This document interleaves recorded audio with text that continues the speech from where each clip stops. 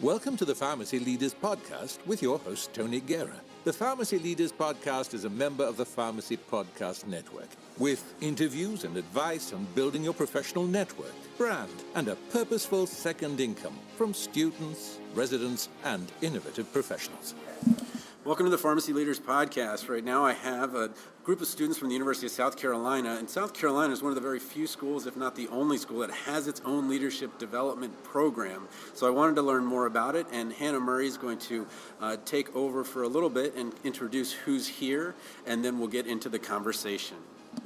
Hi everybody, I'm Hanna Murray and I'm here with the Walker Leadership Scholars. We're unique to the University of South Carolina College of Pharmacy, and I'm currently sitting here with other members of our program, Chuck Hennes, Meg Freiter, and Laura Jane Bakerstraw. Okay, well let's start off with leadership. Why does the College of Pharmacy have its own in-house leadership group that's always thought of as a soft skill? Usually we're worried about making sure that our NABPLEX scores are high and things like that. So tell me a little bit about how this, why South Carolina picked this leadership, or how it developed. That's a good question. We got endowed by an alumni, Donna Walker, who had a very unconventional pharmacy career. She ended up having a pretty unconventional experience because of the leadership that she was involved in within her college and then outside of it. So she and her husband generously decided that they wanted to give back to their alumni or alumnus. And they started this leadership development program that's very selective. There are only 2 people per class. And essentially, I know, so it's really small. It's really small. There are 10 of us currently. And we are exposed to different unique opportunities that are supposed to help us sort of form our own career path that might be outside of what the typical pharmacy experience would look like. And then sorry not to cut you off, but on the flip side of that, it's a way that we can use what we learned through this program that we're so privileged to be a part of and give it back to our college to help open their mind to what could be different about their own careers. So explain to me how it works. So you're telling me that there's 2 P1s, 2 P2s, 2 P3s, 2 P4s. Mm-hmm. So tell me how that interaction works, because a P1 is a completely different place than a P4. Obviously, there's the mentorship value that the P1 gets from the P4, and then, so tell me how that works. Introduce yourself first. Yeah. This is Meg, and I can speak to that a little bit.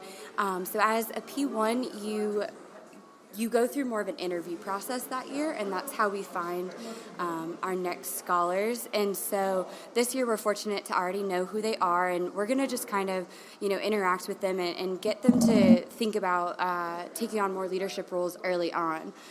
So I know a lot of the time, if you kind of have mentors that have gone through things and that have had experiences at conferences or have gone and done different things in terms of internships or rotations, you can kind of find out about those early on. So I think that's what the P4 can kind of lend to the P1s and the P2s, and mentorship within our group is a huge part of it. We love to hang out together and kind of help each other get, through the different things, the different leadership challenges we might be facing. So, how does a P4 do that with rotations? Well, that is a bit of a challenge that we've been realizing, because we've realized as P4s we want to still be so involved. We have actually only had, since the program's so new, we had one set of P4s that were like the first generation Walker scholars, and now Laura Jane, who's here with us, is also a P4. And so I think what's really beneficial is that they're able to kind of check in every once in a while and really make sure that like the mission and the vision of the program is staying on track, because we are so new. So we're still kind of figuring out who we are as a group and how we want to operate. And I think that's where the P4 kind of lends their expertise, and also just they're there for any questions we might have. So. Okay, well let's hear from Chuck. Yeah. So tell me a little bit about your involvement with it. All right. Good morning, everybody. My name is Chuck Hennes. So with the Walker Leadership Program, gotta turn on the radio voice. So with the Walker Leadership Program, like we said, it's a personalized development program. But what I've personally gotten out of it is just being able to get my personal growth up, learn about how to be emotionally intelligent, be able to connect with people, use my social skills to form great networking opportunities, look into various different fields of pharmacy, for example.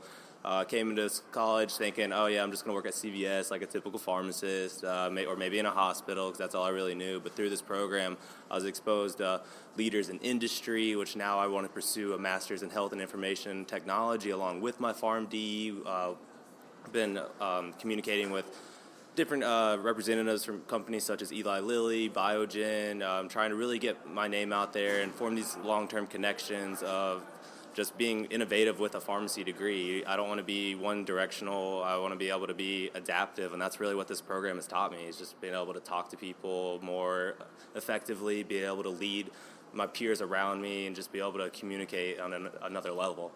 Okay, so tell me a little bit about what it is to be IT. We hear IT, we hear informatics.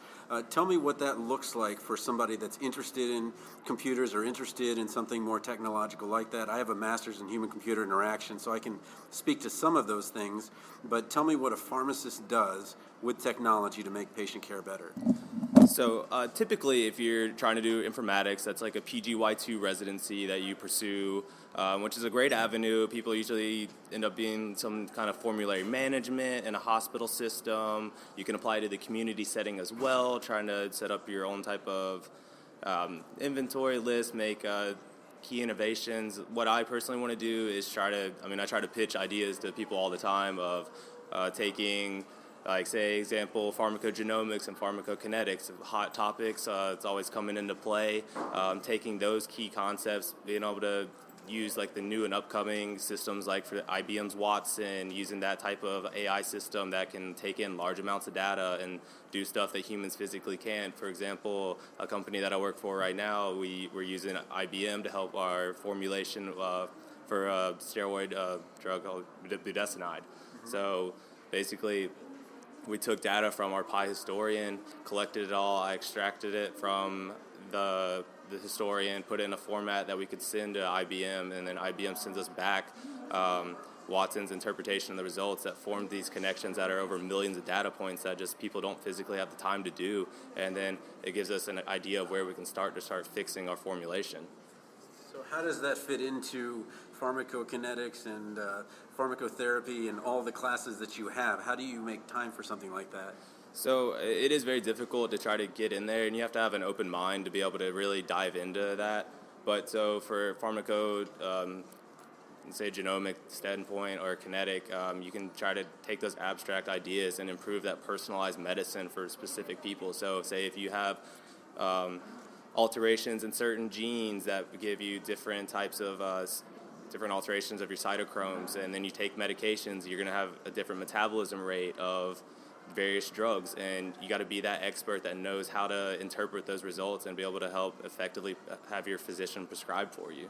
And how does the school, I went to Florida, but we can still be friends. You know, you go to South Carolina. Go Cox, baby. Yeah, go Gators. And so tell me how the University of South Carolina, usually the bigger schools are the ones that maybe give the better opportunities for this. How has a school like South Carolina given you that opportunity?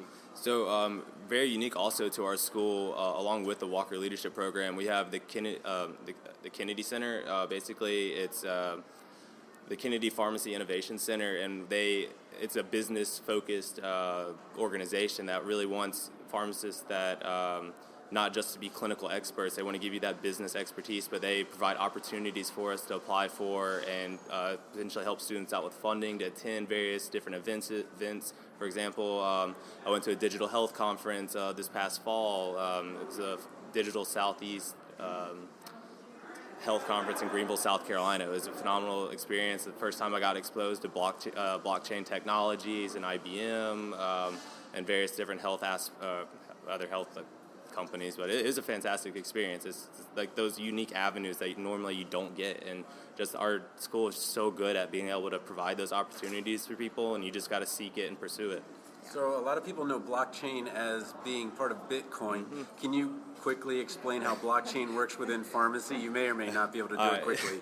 So blockchain within itself. You should have bought Bitcoin at a quarter. Yeah, sold at 10,000. don't we all? Could have paid for all your tuition. Absolutely. So blockchain basically it's like that impenetrable ledger that just keeps a record of everything. You can't get into it and steal information from. So, for example, legislation right now won't allow healthcare to get into it through HIPAA violations and various other topics. But being able to have like kind of like a innovative mind, like for example, if you take like for a cloud database that just has its own independent storage information. You take a person's personalized medical record, put it into that person has access to it, use blockchain technologies to be able to keep just a straight track of it, of who's receiving this. I mean, there's probably lots of holes in this idea that I have, but it's still up and coming. But it just kind of keeps track of like a person's medical record. You see exactly what's going on. You just be able to get that personalized therapy in any location that you go. There's companies out there right now that already do this. Like, for example, One Medical is a company that is a 24/7 hour doctor service. They give you access to a ridiculous amount of stuff.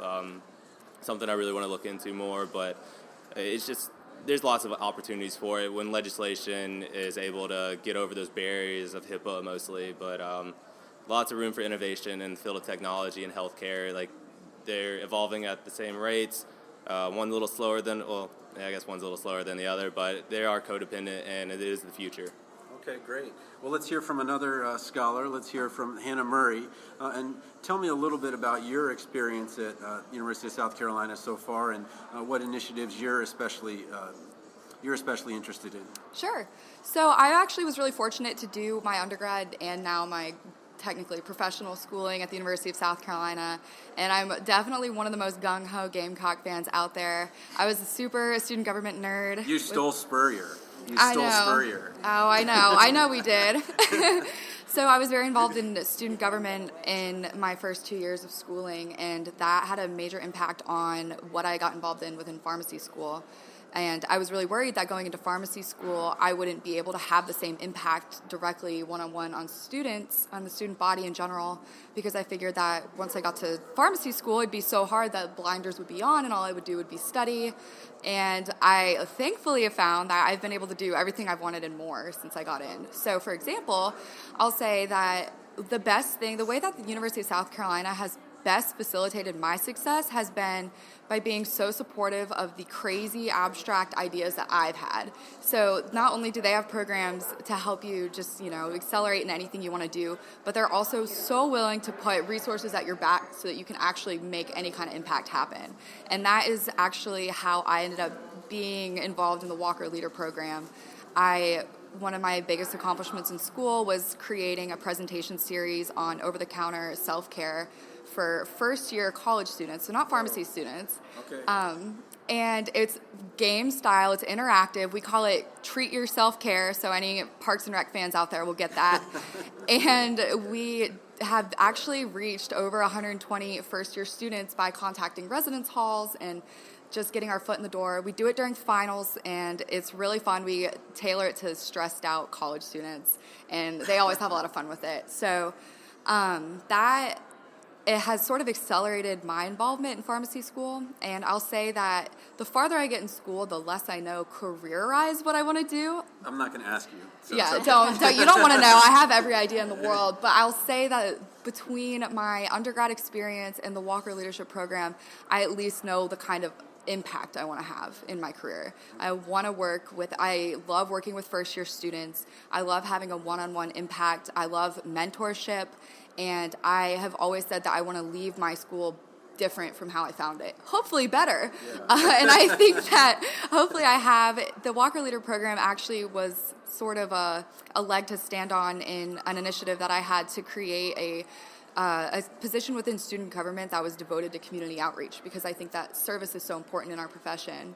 And so through hard work and working with current student leaders, two of which are Meg and Chuck, who are also involved in student government conveniently for me, we now have a couple new leadership positions, one of them being the community outreach position, and I could not be more ecstatic at the turn that our college is taking towards a more service-oriented student body.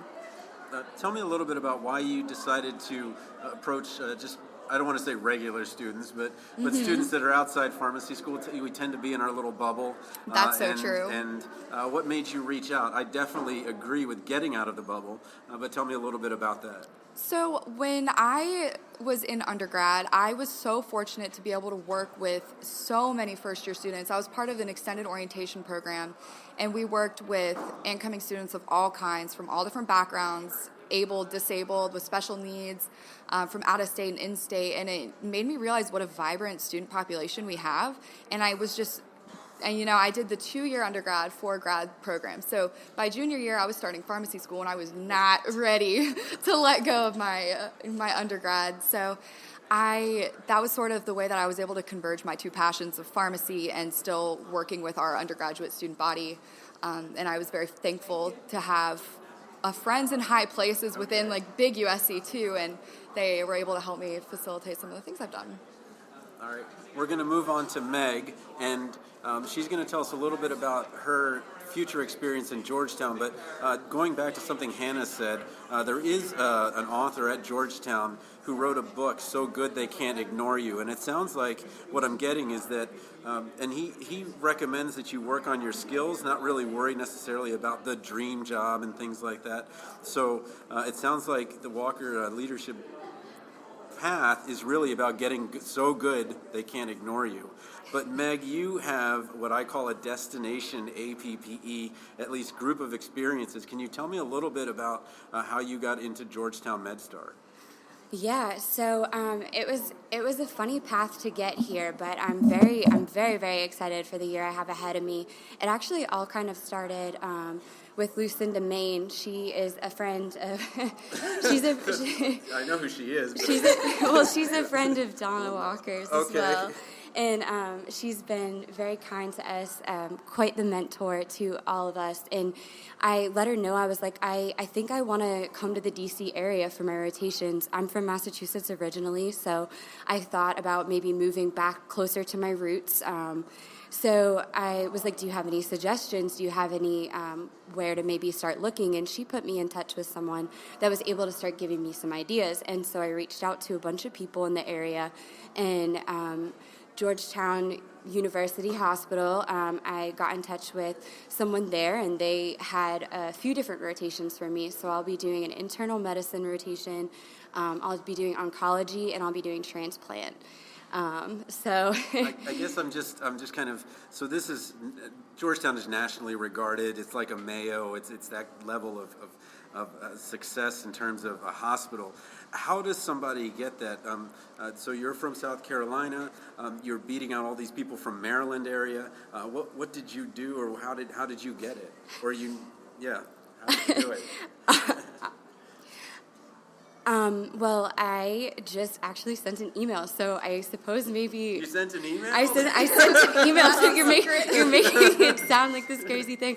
But I sent an email and just kind of introduced myself. I sent them my CV, which, I think that I've had some unique experiences that might have caught their attention. But, that's...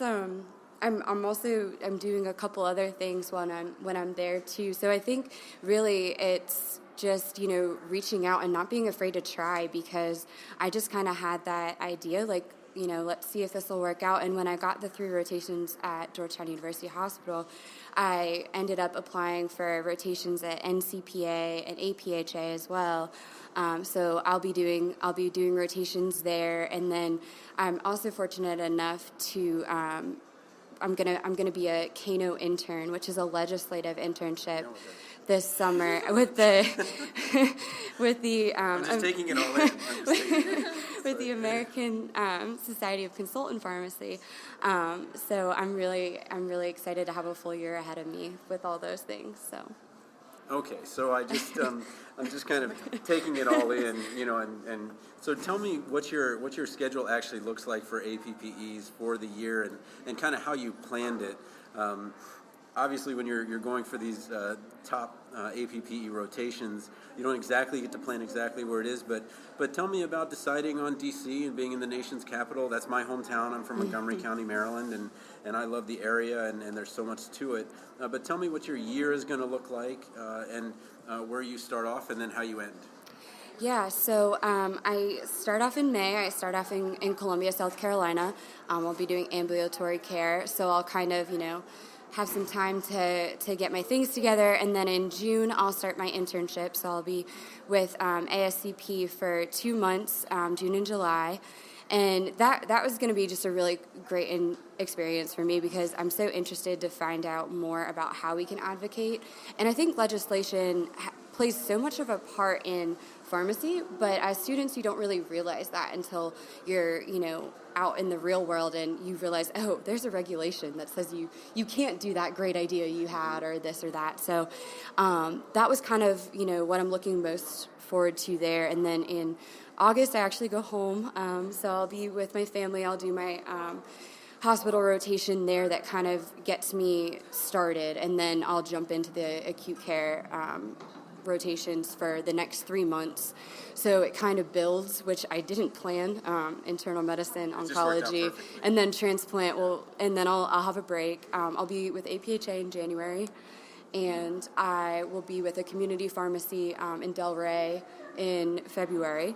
And then I will be with NCPA in March and another community pharmacy in April.